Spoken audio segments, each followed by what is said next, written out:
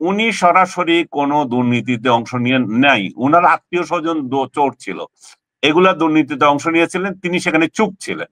কিভাবে সম্ভব হলো তারা তিনি এত হাজার কোটি টাকা তিনি ইয়ে করেছেন, কিভাবে পেয়েছে?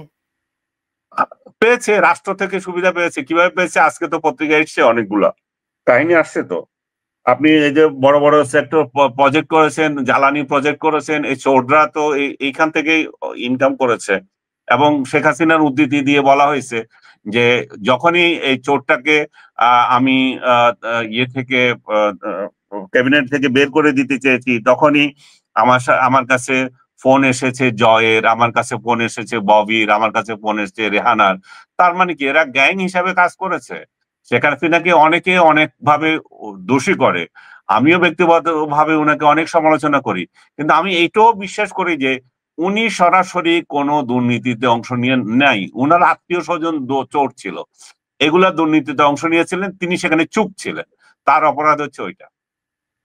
জি, খুব ভালো বলেছেন। কিন্তু ধরেন গত ৮ মাসে নসরুল আহমেদ বিপু তিনি হাজার কোটি টাকা সম্পদ বিক্রি করেছেন। তাদের এই সম্পদ এখন পাহারা দিচ্ছে কারা? কাদের মাধ্যমে তিনি তারা এগুলো বিক্রি করছেন? এই যে যারা আছে বিএনপি, জামাত, তারপরে এনসিপি, মানে আরো যারা আছে, ভাই এটা সবকালে ও নলেও এদের সম্পত্তি থাকে কি করে? সরকারের তো উচিত এগুলাকে ধরে বাজেয়াপ্ত করে দেওয়া। এগুলা বিক্রি করার প্রশ্ন আসে কেন? সরকার করবে কিভাবে? আপনার ডক্টর ইউনূস কি করছে? সে নিজেও তো এইসব করছে। সে নিজে কি করছে? উনি কর ফাঁকি দেওয়া ছাড়া তার কিছু করে নাই। ফাঁকি না, কর মানে কর মওকুফ করছে। শুধু তাই না, কতগুলি প্রতিষ্ঠান নিজের নামে নিয়েছে, কিভাবে করে? ব্যবসা উনি সেটা তো সমালোচনা করছি। উনি রাষ্ট্র ক্ষমতায় থেকে যে সমস্ত ন্যাক্কারজনক ভাবে রাষ্ট্রকে ব্যবহার করছে, রাষ্ট্রের শীর্ষ ব্যক্তি যখন রাষ্ট্রের এই সমস্ত সুযোগ সুবিধাগুলি ভোগ করেন, কনফ্লিক্ট অফ ইন্টারেস্ট করেন, তখন তো এইসব নসরুল হামিদরা তো পার পাবেই নাকি? না, এক জিনিস না, আমি নসরুল হামিদরা যে সমস্ত অপরাধ করেছে এগুলাকে আমি ডক্টর ইউনূসের সাথে তুলনা করতে চাই না। ডক্টর ইউনূস করবেন না, অপরাধ তো অপরাধী। এখন অপরাধ, কিন্তু মাত্রা আছে তো। কিসের মাত্রা আছে? ডক্টর ইউনূস করলে সেটার মাত্রা কম, আর নসরুল হামিদ বিপু করলে আচ্ছা, ডক্টর ইউনূস ক্ষমতা থেকে যাক, তখন এগুলো বের হবে। এখন তো বের হয় নাই। এখন তো আমরা যেগুলো দেখছি এগুলো খুব সাদামাটা না। কথা বলতেছেন না, আমি বুঝতে পারছি। না, ভয়ের কথা না, আমার বদ্দা তো, আমরা বুঝো না, চিটং এর লোক তো। আপনাকে আমি একটু মনে করিয়ে দিতে চাই, 2007 সালে আলী হাসান মোহাম্মদ মুজাহিদ তিনি ছিলেন তখন জামাতের জেনারেল সেক্রেটারি। তো তখন আমি কাজ করতাম এনটিভিতে। আপনি জানেন যে আমরা একটা জেনারেশন যারা সবসময় তাদেরকে প্রশ্নের মধ্যে রেখেছি যে আপনারা ৭১-এর ভূমিকার জন্য ক্ষমা চান কিনা, রাইট? এমনকি সেই ইলেকশন কমিশনে আপনার মনে আছে কিনা যে যখন নিজামীকে প্রশ্ন করা হয়েছিল, আমি তখন ইলেকশন কমিশনে আমি ছিলাম এবং প্রশ্নটা আমি করেছিলাম যে ৭১-এর ভূমিকার জন্য আপনারা ক্ষমা চান কিনা। এটা ছিল আপনার ইয়ের আমলের কথা, কি বলে এটাকে, তত্ত্বাবধায়ক সরকারের আমলের কথা, ওই মঈনুদ্দিন ফখরুদ্দিন আমল আর কি। হ্যাঁ, তো ইলেকশন কমিশনে তখন সেই নিজামী বলেছিলেন যে মিডিয়া ৭১-এর ভূমিকা এটা হচ্ছে মিডিয়ার সৃষ্টি, তারা কোনো হত্যাকাণ্ড চালায়নি। আপনি নিশ্চয়ই এটা মনে আছে। এর আগে একদম 1 to 1 আমাকে সাক্ষাৎকার দিয়েছিলেন আলী হাসান মোহাম্মদ মুজাহিদ। তিনি দুঃখ প্রকাশ করেছিলেন যে ৭১-এর ভূমিকার জন্য আমরা দুঃখ প্রকাশ করছি। হ্যাঁ, এরপরে ওইটা নিয়ে আমি বিভিন্ন তার এই কমেন্টটুকু নিয়ে আমি বিভিন্ন মুক্তিযোদ্ধাদের কমেন্ট নিয়ে একটা শো পর্যন্ত করেছিলাম এনটিভিতে। তখন এটি 2007 সালের কথা বলছি। এখন কিন্তু ওই ঘটনার পর আলী হাসান মোহাম্মদ মুজাহিদ জামাতের ভেতরে অসম্ভব রকম চাপে পড়েছিলেন, কারণ জামাত এই ভূমিকার জন্য কিছুতেই ক্ষমা চাইতে রাজি নয়। এবং আমি যদি যাই হোক, সে পরবর্তীতে সেটা তো উসুল করে দিয়েছে। আনিস ভাই, এখনকার সঙ্গে যদি আপনাকে মেলাই, এই যে শফিকুর রহমানকে 5ই আগস্টের পরে যখন তারা ক্ষমতা দখল করলো, সেই ক্ষমতা দখলের পরে কোন সাংবাদিকটা না তাকে জিজ্ঞেস করেছে যে আপনার ৭১-এর ভূমিকার জন্য ক্ষমা চান কিনা? একটিবারের জন্য চেয়েছে তারা? নো, তারা শুধু বলেছে জিজ্ঞেস করছে, এখানে তো খালে জিজ্ঞেস করছে তাকে। হ্যাঁ, এইবার তো জিজ্ঞেস করেছে, এইবার সে সরাসরি বলেছে নিঃশর্ত ক্ষমা চাই। কিন্তু এর আগে গত 10 মাসে কি বলেছে? বলেনি। এখন তারা বুঝতে পারছে বাংলাদেশের মানুষ তাদের ক্ষমা করবে না, করছে না। তাদের যে ভূমিকা এটার জন্য তারা আরো যদি সাবমিসিভ না হয়, মানুষ তাদেরকে গ্রহণ করে না। আচ্ছা, আমার শেষ কথা আমি বলে দিচ্ছি এখানে, এই বিষয়ে আমি করছি যে ওনার কাছে চেয়েছিল, কিন্তু যে পদ্ধতিতে উনি ক্ষমা চেয়েছেন সেটা ক্ষমা হয় না। ক্ষমার একটা পদ্ধতি আছে, সেটা দিতে হবে। পাকিস্তান এখানে হাই কমিশনে ছিল আলমগীর বাবর, তাকে আমি একবার ইন্টারভিউ করেছিলাম। তাকে যখন আমি কোয়েশ্চেন করেছিলাম, উনি বলেছিলেন যে দেখো আমরা কিন্তু লিখিত ক্ষমা চাইছি। আমি যে কোথায় সেটা, বলে যে তুমি যদি ওই সিমলা চুক্তি দেখো, আমাদের তিন দেশে যে চুক্তি হয়েছিল ভারত, পাকিস্তান, বাংলাদেশের, সেখানে কিন্তু লিখিতভাবে আছে। ইনফ্যাক্ট সেখানে লিখিতভাবে একটা অংশ আছে যে আমরা ক্ষমা চাচ্ছি আমাদের এই ধরনের কর্মকাণ্ডের জন্য, এবং বাংলাদেশের তরফ থেকেও বলা হচ্ছে যে আমরা তোমাদেরকে করছি, এগুলা নিয়ে আর হবে না। কিন্তু সেই জায়গায় যেটা বরখেলাপ হয়েছে সেটা হচ্ছে যে কথা ছিল যে তারা অপরাধীদের বিচার করবে, কিন্তু তারা কোনো বিচার করে নাই। আরেকটা জিনিস যেটা আমি জামাতের এই ভূমিকায় যেটা দেখি না, জামাত ৭১ সালে একটা রাজনৈতিক অপরাধ করেছে, রাজনৈতিক ভুল সিদ্ধান্ত ছিল, এবং তারা যেটুকু কাজ করেছে সেগুলো ভালো হয়নি। যে কাজগুলো, সেই কাজগুলো আমি আপনাকে বলতে যাচ্ছি। কিন্তু মূল বিষয়টা হচ্ছে যে এখানে পাকিস্তান যে ক্ষমা চাইতে পারছে না, সেটার মূল কারণ হচ্ছে আর্মি। জামাতের কোন ভয়? জামাত কেন বলতে পারে না? পাকিস্তানের রাজনৈতিক নেতারা ক্ষমা চাইতে চায়, তাদের আর্মির ভয়ে তারা পারে না, কারণ এটা আর্মি কাজ করছে, তারা তো করে নাই। এই বাংলাদেশের কি সমস্যা জামাতিদের, তারা কেন এটা বলতে পারে না? তারা ১৯৭১ সালে এবং তাদের যে নিজেরা এবং তাদের অঙ্গ সংগঠন গুলো যেই সমস্ত কাজ করেছে, তারা পাকিস্তানি বাহিনীর দোসর হিসাবে কাজ করছে। তাদের তৎকালীন সংগঠনগুলো যেমন ইসলামী ছাত্র সংঘ পাকিস্তানি সেনাবাহিনীকে সক্রিয়ভাবে সহায়তা করছে। তারা পাকিস্তানি বাহিনীর সঙ্গে মিলে হত্যাযজ্ঞ, অগ্নিসংযোগ, লুটপাটে অংশ নিয়েছে। আল বদর, আল শামস, এবং তারা রাজাকার বাহিনী গঠন করছে।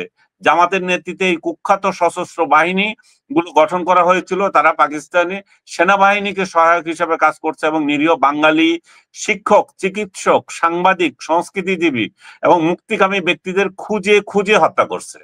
তারা বুদ্ধিজীবীদের হত্যাকাণ্ডের মূল হোতা। তারা এবং তাদের এই যে অঙ্গ সংগঠনের লোকগুলো এই 14 ডিসেম্বর 1971 সালে শীর্ষস্থানীয় শিক্ষক, সাহিত্যিক, সাংবাদিক, চিকিৎসকদের ধরে হত্যা করছে এবং বাংলাদেশকে মেধা শূন্য করে দেওয়ার একটা সুপরিকল্পিত ভূমিকায় তারা অগ্রণী ভূমিকা নিয়েছে। তারা মুক্তিকামী মানুষদের খুঁজে খুঁজে হত্যা করেছে, নির্যাতন করেছে, সেটা গ্রামান্তরে যেখানে যেখানে পেয়েছে।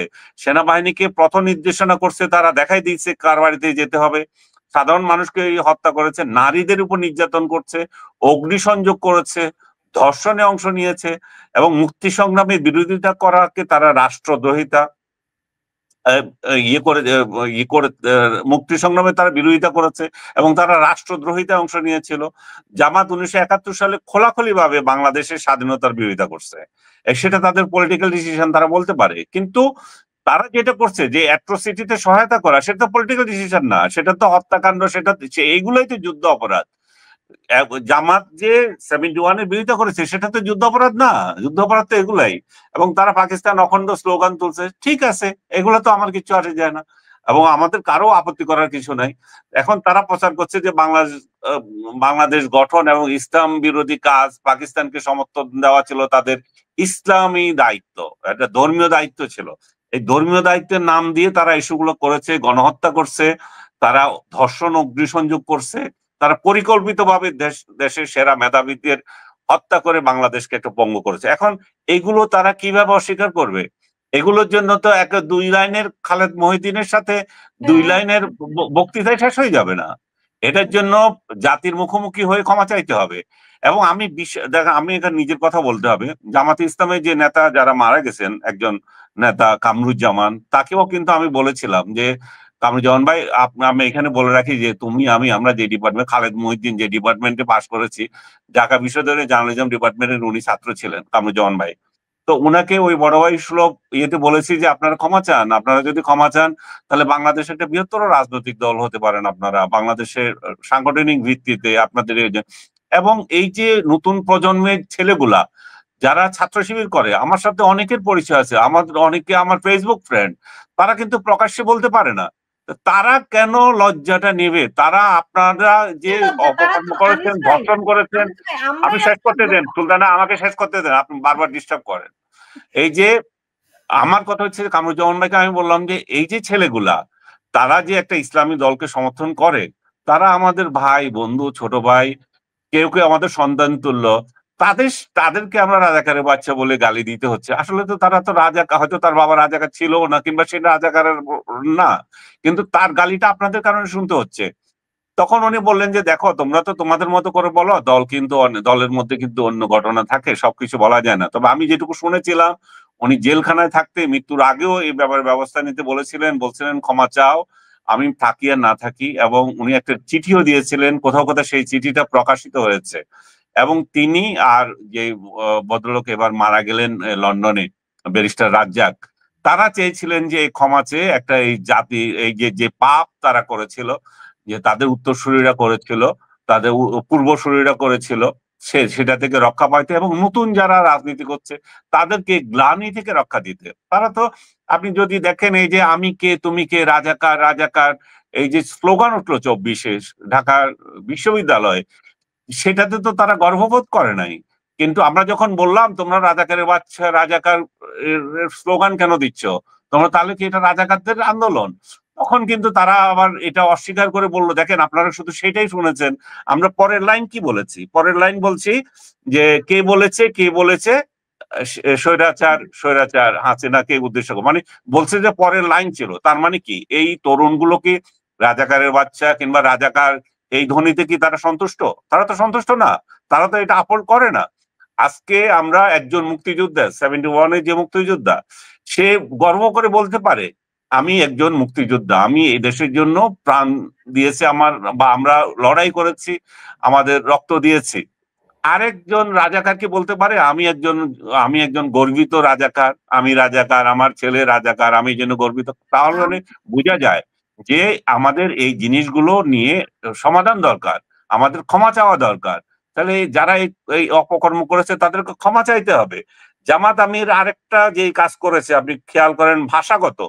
উনি বলেছেন যদি ইতিহাস ইতিহাস ইয়ে হয়, এটাকে শব্দটা বলছে ইতিহাস এখন যেটা ভুল মনে করে সেটাকে কিন্তু এক সময় আবার সত্য হয়ে যেতে পারে। ওনার ভাষাটা আমি আপনাকে ওনার লাইন ধরে শোনাই, যে উনি বলছেন কি, উনি বলছেন যে জামাত যদি সত্যি ক্ষমা চায়, এটা তিনি একটা চালাকি করে বলছেন। তিনি বলছেন যে যা আজকে ভুল মনে হচ্ছে তা হয়তো আগামীর ইতিহাসে সঠিক বলে প্রমাণিত হবে। কথা খেয়াল করেন, যা আজকে ভুল মনে হচ্ছে প্রমাণ, তার মানে কি এই ভাষা খোলাখুলি বলে দেয় যে তারা আজও মনে করে যে 71 সালে তারা সঠিক ছিল, তারা ক্ষমা চাইলেও সে দায় স্বীকার করছে না। তাহলে এই সমস্ত, এই যে তাহলে ক্ষমা চাওয়া খালেদ মঈনুদ্দিনের সাথে, এটা তো ভণ্ডামি কমপ্লিট। আপনার সাথে যে আরেকজনে ক্ষমা চাইলো সেটাও ভণ্ডামি। তা যে ভণ্ডামি করে সে তো সবাই জানে, কিন্তু আপনাদের স্নেহর জন্য খালেদ মহিউদ্দিন এগুলির ব্যাপারে আবার উত্তর শুনে সন্তুষ্ট হয়, পাল্টা প্রশ্নগুলি করতে পারে না। বিষয়টা খুব ইন্টারেস্টিং আর কি। কিন্তু আমার যেটা আপনার কাছে প্রশ্ন, এই যে তারা যে এটা বলার চেষ্টা করছে যে ইতিহাস আজকে যেটি ভুল কালকে সেটি সত্যও হতে পারে, আপনার কি বুঝতে এটা বাকি থাকে যে আজকে যখন তারা ওই যে নিজামী মুজাহিদিকে শহীদ বলে আখ্যায়িত করে, তারা কি বলতে চায় এটাকে আমরা বুঝি না? আজকে যখন তারা মুক্তিযোদ্ধাদের জুতার মালা গলায় পরায়, আমরা বুঝি না তারা কি বলতে চায়? বুঝি না, সেটাই তো বলছি, তাদের পূর্বসূরীরা যে অপকর্ম করছে, এই তাদের উত্তরসূরি এই একটা বড় একটা জনগোষ্ঠীকে কেন তারা এই গ্লানির মধ্যে রাখবে? তাদের তো এটা নিয়ে তো শেষ করে দেওয়া উচিত। যারা ক্ষমা চায় তাদের তো আগে সত্যিটা স্বীকার করে শিখতে হবে না? আপনি ক্ষমা চাচ্ছেন, তাহলে সত্যটা কি সেটা স্বীকার করেন। জামাত যদি মনে করে যে তারা কোনো ভুল করে নাই, কোনো অপরাধ করে নাই, তাহলে এই বিনা সত্য ক্ষমার কি দরকার? এটি ক্ষমা না ইতিহাস? এটি ইতিহাস আর দেশের মানুষের সাথে আর একটা তামাশা, এটা তো প্রশ্ন উঠছে এখন। আর এই তামাশা আর কৌশলী ক্ষমা মানুষ কি গ্রহণ করবে? আমার তো মনে হয় না।